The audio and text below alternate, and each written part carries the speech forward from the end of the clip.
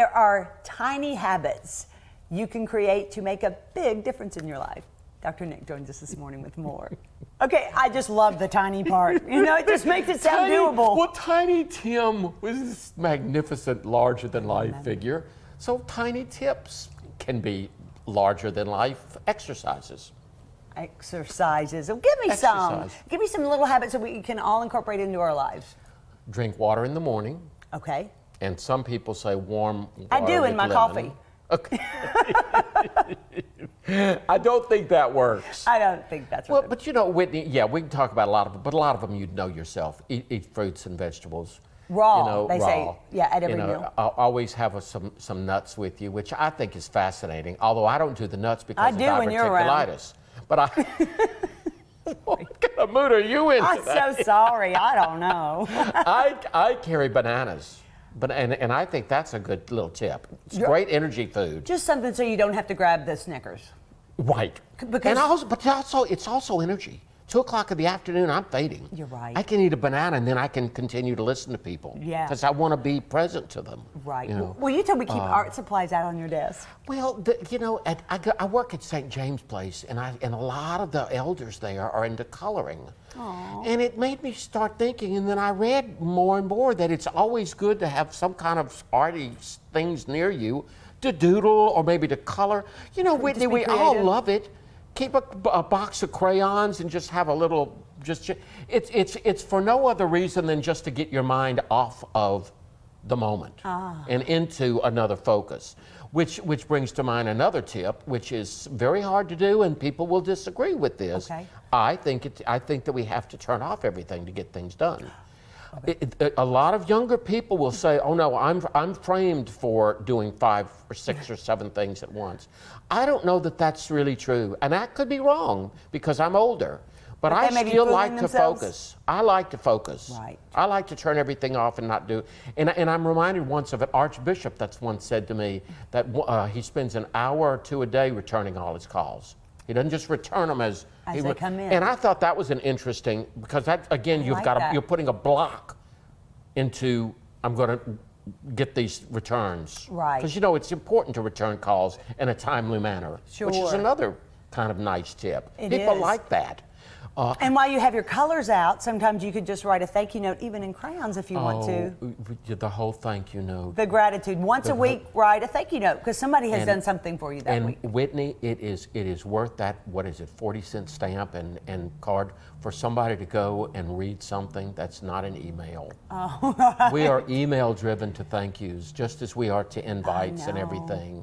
And again, I'm not knocking it. I know invitations can be costly, but a thank you note once a week or once every month even, or just a connection with an old friend or someone that you haven't talked to in a long time.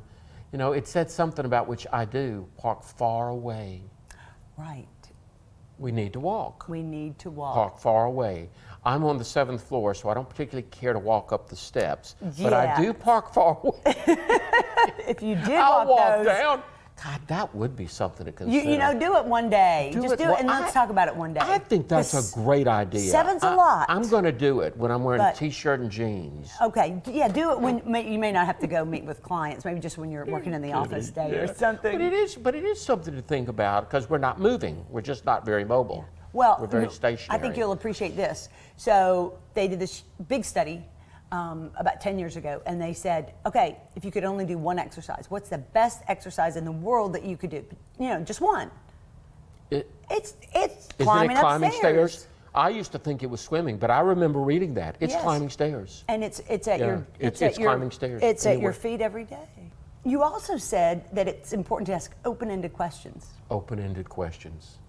Don't be looking for an answer. Don't be looking for an answer because it opens the mind to new ideas. And it's non-threatening. It's very, you know, that person's validated. I'm open and I'm validated, and it's almost encouraging the other person to think instead of react. So it's a very powerful thing to do. It's also important, I think, at the end of the workday, to spend a few minutes wrapping up the day so that you can be done with it and not take it home with you. Just wrap up the day. Reflect on the day, a few things about it, or a few things that maybe got done, didn't get done. Not a big, heavy obsession. you know. And you said something about writing down what's on your mind, or it's a different list. There are many forms of journaling, but I really do like at the end of the day to write down, just to journal.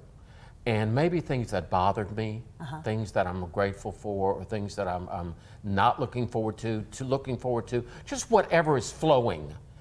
And just write those down, and then it's kind of a way of coming out of the day, ending the day, but I like to say throw it away.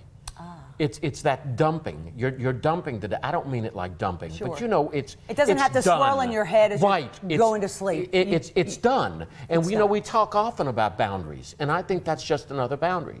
And that helps us look forward to tomorrow. And then the next day, you see what happens? And so every day becomes a value in and of itself. The first and the last becomes the first and the last. I like it. Okay, well, I'm going to start tomorrow, and I'm going to have a glass of water with lemon to cleanse my system and get it and then going. Your coffee. And then my coffee. And then your coffee. Yeah, I mean, you can do a lot of these, but I'll probably just have to kind of take one at a time. Yeah, what was the last one? Didn't we read somewhere about a bike?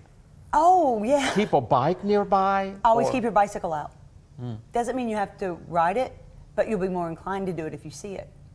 And then if you do, then it does kind of take us back to childhood, just the fun, the wonderment, the exploring. Oh, it does. So it yeah, does. I like that. Keep the bike out. Probably the same thing as, like, keep your tennis shoes by the door.